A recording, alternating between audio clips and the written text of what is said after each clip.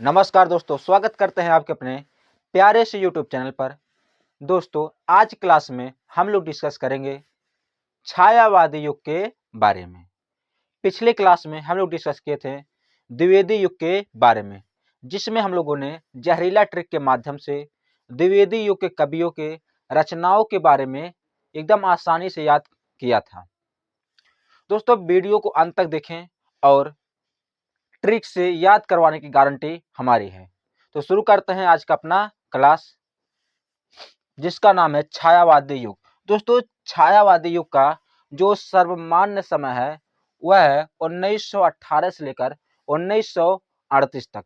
कई बुक्स में 1936 तक भी लिखा हुआ है, लेकिन जो सर्वमान्य और सर्व प्रचलित समय है वह है 1918 से लेकर 1938 तक। यह है छायावादी युग का समय। दोस्तों, दूसरा जो इसमें प्रश्न आता है वह आता है जयशंकर प्रसाद को छायावाद यानी कि छायावाद का जनक माना जाता है। अगर कह दे कि छायावाद का जनक कौन है तो वह है जयशंकर प्रसाद जी, छायावाद के जनक। जयशंकर प्रसाद, सूर्यकांत त्रिपाठी निराला, सूर्यकांत त्रिपाठी का ही उपनाम है निराला, सुमित्रा नंदन पंत, माखनलाल चतुर्वेदी को छायावाद का प्रतिनिधि कवि माना जाता है। दोस्तों, इन सबको छायावाद का प्रतिनिधि कवि अगर पूछ ले कि छायावाद का प्रतिनिधि कवि कौन है तो उनमें से आ जाएंगे जयशंकर प्रसाद पहले, दूसरे सूर्यकांत त्रिपाठी निराला, फिर तीसरे आ जाते हैं सुमित्रा नंदन पंत और चौथे आ जाते हैं माखनलाल चतुर्वेदी।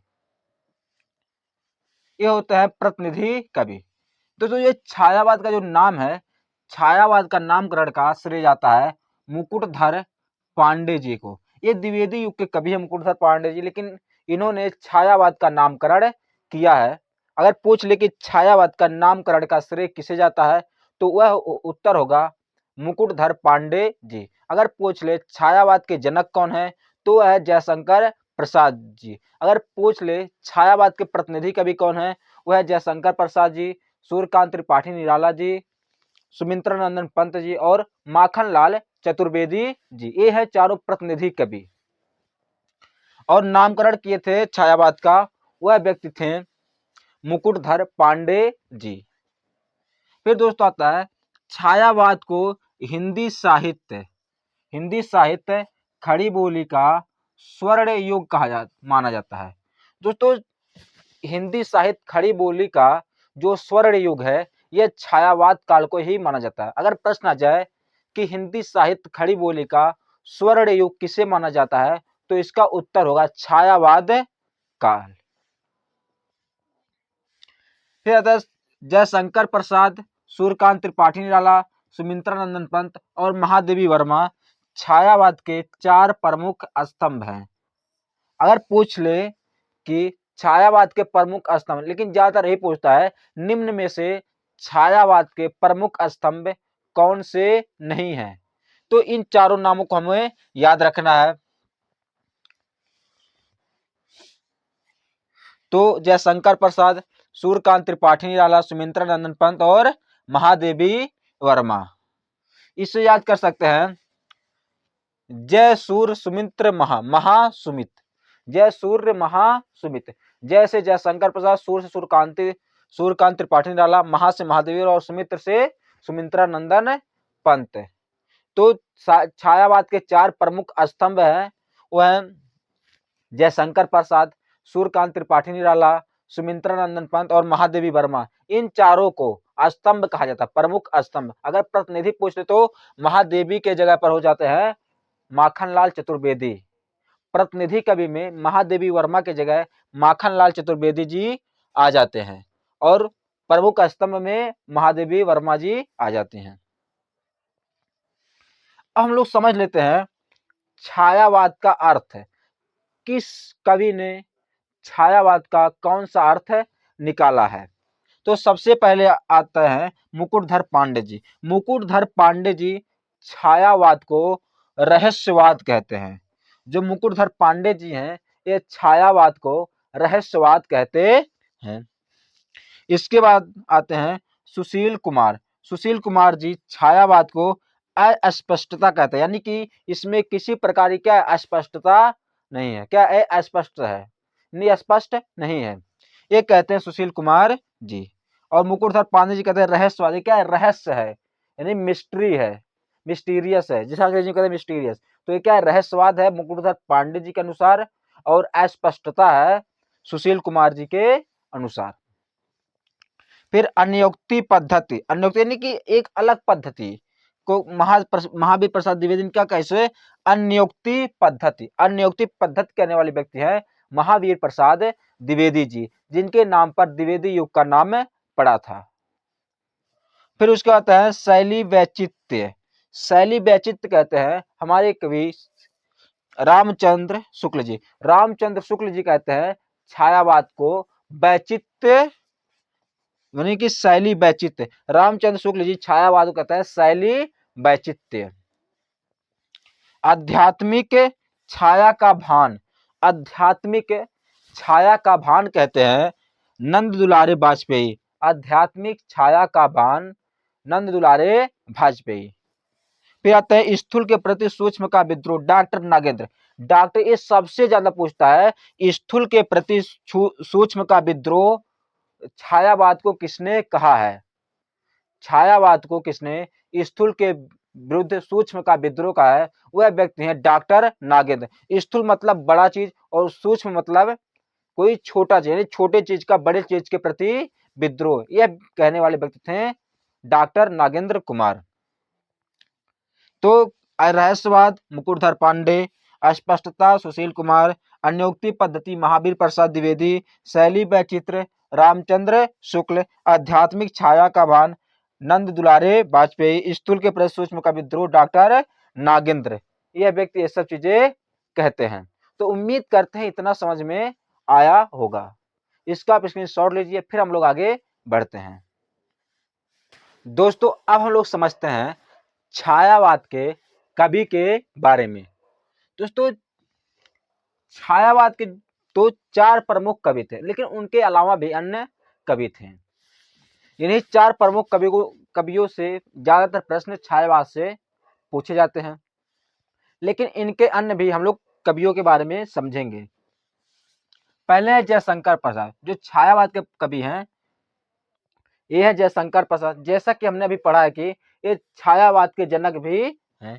फिर दूसरे हैं सूर्यकांत त्रिपाठी निराला, तीसरे हैं सुमित्रा नंदन पंत जी, और चौथी है महादेवी वर्मा जी। इस युग की 4 प्रमुख कवि हैं।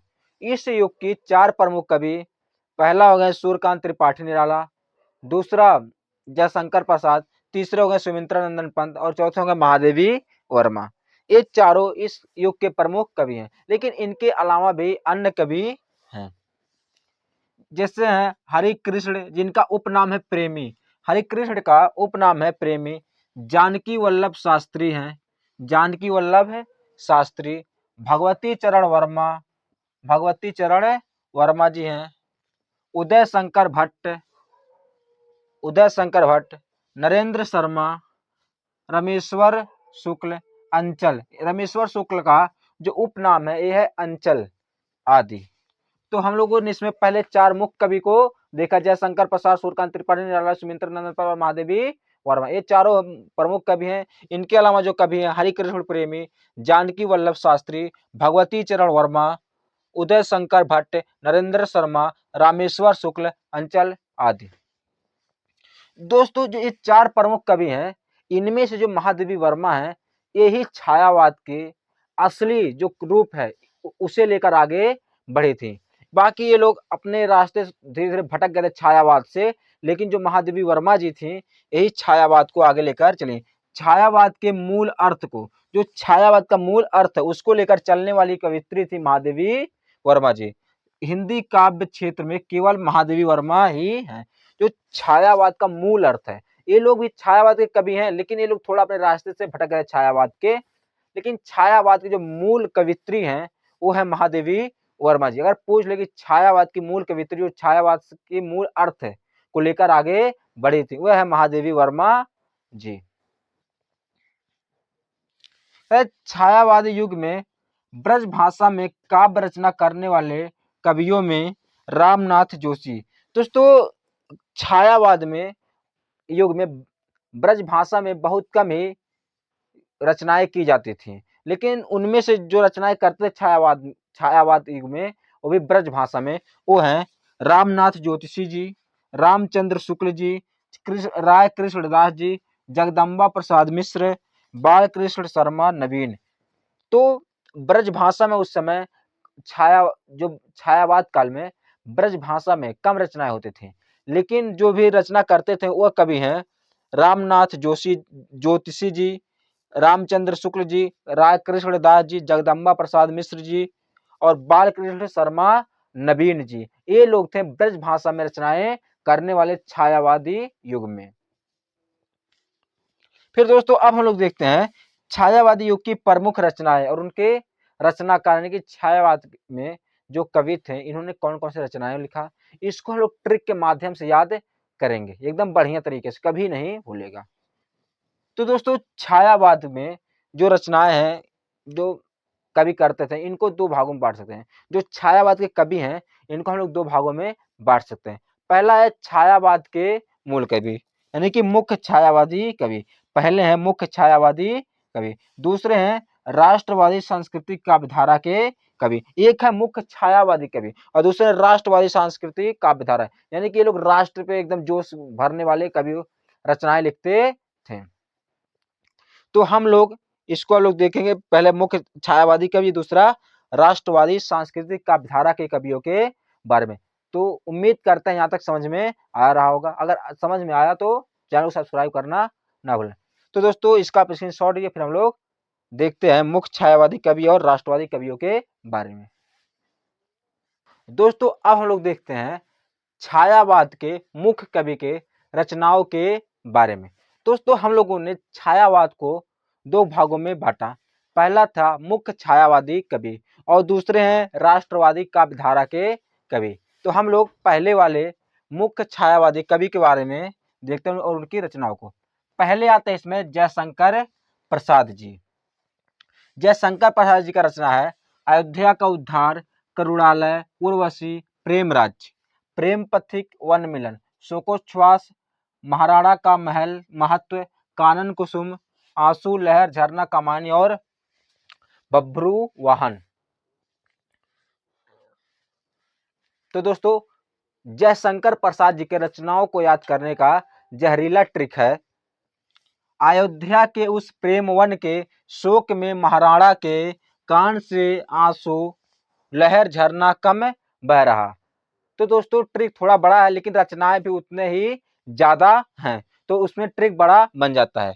तो दोस्तों अयोध्या से हो गया अयोध्या का उद्धार, अयोध्या से हो गया अयोध्या का उद्धार, के से हो गया करुणालय, के से हो गया करुणालय, उससे हो गया उर्वशी, उससे हो गया उर्वशी, प्रेम से हो गया प्रेम राज्य और प्रेम पथिक। तो दोस्तों अयोध्या से हो गया अयोध्या का उद्धार, के से हो गया करुणालय, उससे हो गया उर्वशी, प्रेम से हो गया प्रेम राज्य और प्रेम पथिक, वन से हो गया वन मिलन, वन से हो गया वन मिलन और शोक से हो गया शोकोच्छ्वास, शोक से हो गया शोकोच्छ्वास। इसमें माँ और के साइलेंट और महाराणा से हो गया महाराणा का महत्व, के से हो गया कानन कुसुम, इसमें के भी इसमें साइलेंट है, कान से हो गया कानन कुसुम, कान से कानन कुसुम, आंसू से हो गया आंसू, लहर से हो गया लहर, झरना से हो गया झरना, कम से हो गया कामायनी और बह से हो गया भभ्रू वाहन। तो ट्रिक याद करने का, नहीं रचनाओं को याद करने का ट्रिक है अयोध्या के उस प्रेम वन में, प्रेम वन के शोक में, अयोध्या के उस प्रेम वन के शोक में महाराणा के कान से आंसू लहर झरना कम बह रहा। तो ट्रिक को एक दो बार याद करेंगे हो जाएगा, लेकिन रचनाएं उतने ही जल्दी याद हो जाएंगी। एक बार ट्रिक हो गया तो रचनाएं याद हो जाएंगी। तो अयोध्या से हो गया अयोध्या का उद्धार, के से हो गया करुणालय, उससे हो गया उर्वशी, प्रेम से हो गया प्रेम राज और प्रेम पथिक, वन से हो गया वन मिलन, के साइलेंट इसमें शोक से हो गया शोकोच्छ्वास, महाराणा से हो गया महाराणा का महत्व, कान से हो गया कानन कुसुम, आंसू से हो गया आंसू, लहर से लहर, झरना से झरना, कम से हो गया कमायनी और बै से हो गया बब्रू वाहन। तो दोस्तों ये था जयशंकर प्रसाद जी के रचनाओं को याद करने का ट्रिक। लेकिन दोस्तों इनमें जो कामायनी, आंसू, लहर और झरना है, यही 4 रचनाएं केवल छायावादी युग के हैं। ये कवि तो छायावादी युग के, लेकिन छायावाद में यही 4 रचनाओं का रचना किए थे जयशंकर प्रसाद जी। तो अब हम लोग समझते हैं सूर्यकांत त्रिपाठी निराला जी की रचनाओं को याद करने के लिए। तो दोस्तों सूर्यकांत त्रिपाठी जी के रचनाओं को याद करने का जहरीला ट्रिक है, राम की स्मृति में अनल गीत गाते तुलसी दास। यानी कि राम की याद में अनल गीत गाते तुलसी दास। अनल मीन्स जानते ही आप, पर्यायवाची है। राम की स्मृति में अनल गीत गाते तुलसीदास। तो इनकी रचना है राम की शक्ति पूजा, सरोज स्मृति, अनामिका, गीत का, तुलसीदास। तो राम से हो गया राम की शक्ति पूजा, राम से राम की शक्ति पूजा, स्मृति से हो गया सरोज स्मृति, स्मृति से हो गया सरोज स्मृति, अनल से हो गया अनामिका, अनल से अनामिका, गीत से हो गया गीतिका, गाना साइलेंट, तुलसीदास से तुलसी दास। तो इनका ट्रिक है राम की स्मृति में अनल गीत गाते तुलसी दास, राम से हो गया राम की शक्ति पूजा, स्मृति से हो गया सरोज स्मृति, अनल से हो गया अनामिका, गीत से हो गया गीतिका और तुलसीदास से तुलसीदास। तो यह जहरीला ट्रिक है सूर्यकांत त्रिपाठी निराला जी के रचनाओं को याद करने का। फिर इसके बाद तीसरे महादेवी वर्मा जी। दोस्तों महादेवी वर्मा जी का एक रचना है यामा। इनका मतलब ये रचनाओं का इनका संकलन है, जैसे कि 4-5 किताब को मिलाकर एक किताब बना देना, उसी को संकलन कहते हैं। तो इनका रचना है निहार, रश्मि, नीरजा और सांध गीत। यानी कि इन 4 रचनाओं का एक जो बड़ा रचना है वह है यामा। यानी कि इन 4 रचनाओं को मिलाकर एक रचना बनाई गई जिसका नाम है यामा। निहार, रश्मि, नीरजा और सांध गीत। निहार, रश्मि, नीरजा और सांध गीत को मिलाकर एक रचना बनाया गया जिसका नाम है यामा, और ये रचना है महादेवी वर्मा जी का। फिर इसके बाद आते हैं राम कुमार वर्मा जी। राम कुमार वर्मा जी की रचना है रूप राशि, निशीथ, चित्ररेखा, आकाश गंगा। दोस्तों जो प्रमुख कवि थे उनकी रचनाओं को हम लोग ट्रिक से याद कर लिए हैं। रूप राशि, निशीथ, चित्ररेखा, आकाश गंगा, ये रचना है राम कुमार वर्मा जी का। फिर आता है वियोगी। वियोगी जी की रचनाएं हैं निर्माल्य, एक तारा और कल्पना। निर्माल्य, एक तारा और कल्पना, यानी कि इसको कह सकते हैं एक निर्मल वियोग, एक निर्मल वियोग, यानी एक से एक तारा, निर्मल से हो गया निर्माल्य और का से हो गया कल्पना। यानी कि एक, ए से एक तारा और का सा कल्पना, एक से एक तारा, कैसे कल्पना, यानी एक निर्माल्य वियोग, वियोग से हो गया वियोगी जी। तो दोस्तों ये थे प्रमुख कवि। इसके बाद हम लोग अभी देखेंगे सुमित्रानंद त्रिपाठी जी के रचनाओं को बारे में। तब तक आप इसका स्क्रीनशॉट ले सकते हैं, फिर हम लोग आगे बढ़ते हैं। दोस्तों अब हम लोग ट्रिक के माध्यम से सुमित्रानंदन पंत जी के रचनाओं को याद करने की कोशिश करते हैं। सुमित्रानंदन पंत, सुमित्रानंदन पंत का रचनाएं हैं, उनको हम ट्रिक के माध्यम से याद करेंगे।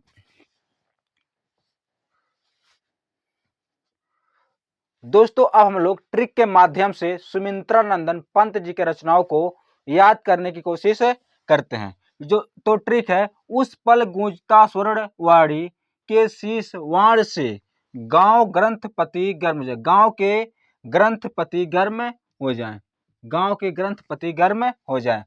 तो उस से हो गया उच्छ्वास, पल से हो गया पल्लव, गूंजता से हो गया गुंजन, स्वर्ण से हो गया स्वर्ण किरण, स्वर्ण धूल और स्वर्ण काव्य, और वाणी से हो गया वाणी, और शीश से हो गया रजत शिखर, वाण से हो गया वीणा, से गांव, गांव से हो गया ग्राम्या, और ग्रंथि से, ग्रंथ से हो गया ग्रंथि, और पति से हो गया पतझर, गर्म हो जाए, लोकायतन। तो दोस्तों दो का नहीं बन पाया, बीड़ा और लोकायतन। तो ट्रिक है मैक्सिमम रचनाएं याद करने का। तो उस पल गूंजता स्वर्णवाणी के शीश पर, वाण से गांव के ग्रंथपति गर्म हो जाएं। तो दोस्तों ये ट्रिक है सुमिंद्रानंद पंत जी के मैक्सिमम रचनाओं को याद करने का। दोस्तों अब हम लोग देखते हैं राष्ट्रवादी कवियों के बारे में। तो राष्ट्रवादी कवि, अब तक हम लोगों ने छायावाद के मुख्य कवियों के बारे में डिस्कस किया। अब हम लोग डिस्कस करते हैं राष्ट्रवादी कवियों के बारे में। तो पहले कवि आते हैं माखनलाल चतुर्वेदी जी। तो दोस्तों माखनलाल चतुर्वेदी जी के रचनाओं को याद करने का जो जहरीला ट्रिक है वह है पुष्प की तरंग हिम कैद हो जाए। पुष्प की तरंग में हिम कैद हो जाए। तो याद करते पुष्प से पुष्प की अभिलाषा, तरंग से हिम तरंगिनी, हिम से हिम क्रीटनी। तो तरंग से हिम तरंगिनी और हिम से हिम क्रीटनी और कैद से कैदी और कोकिला। तो ट्रिक है याद करने का माखनलाल चतुर्वेदी जी की रचनाओं को। पुष्प की तरंग में हिम कैद हो जाए, पुष्प से पुष्प की अभिलाषा, तरंग में हिम तरंगिनी और हिम में हिम क्रीटनी और कैद से है कैदी और कोकिला। ये है माखनलाल चतुर्वेदी जी की रचनाओं को याद करने का जहरीला ट्रिक। अब हम लोग देखते हैं दूसरी रचनाकार सुभद्रा कुमारी चौहान। तो दोस्तों सुभद्रा कुमारी चौहान के भी रचनाओं को याद करने का एकदम जहरीला ट्रिक है तीन कुल वीर रानी, तीन कुल वीर रानी। तो तीन से हो गया त्रिधारा और कुल से हो गया मुकुल। तीन से हो गया त्रिधारा और कुल से हो गया मुकुल और वीर से हो गया वीरों का कैसा हो वसंत, वीरों का कैसा हो वसंत। ये भी सुभद्रा कुमारी चौहान की रचना है। और रानी से हो गया खूब लड़ी मर्दानी, वह तो झांसी वाली रानी थी। तो तीन से त्रिधारा, कुल से मुकुल, वीर से वीरों का कैसा हो वसंत और रानी से वह खूब लड़ी रानी, वह झांसी, वह खूब लड़ी मर्दानी तो झांसी वाली रानी थी। यह था सुभद्रा कुमारी चौहान जी की रचनाएं। तो दोस्तों इन सब चीजों के बारे में जो भी फैक्ट है इसका हम एक अलग वीडियो में डिस्कस करेंगे। फिर तीसरे कवि आते हैं राष्ट्रवादी कवि। इनका रचना है मौर्य विजय अनाथ, दुर्बादल विषाद, आर्द्रा पाथे, मृगमयी, बापू दैनिकी। तो सिया राम शरण गुप्त का है मौर्य विजय अनाथ, पूर्वादल विषाद, आर्द्रा पाथे, मृगमयी और दैनिकी। तो दोस्तों आज के वीडियो में इतना ही। उम्मीद करते हैं समझ में आया होगा। तो वीडियो को लाइक और चैनल को सब्सक्राइब करना ना भूलें। बहुत बहुत धन्यवाद। इसका आप स्क्रीनशॉट ले सकते हैं।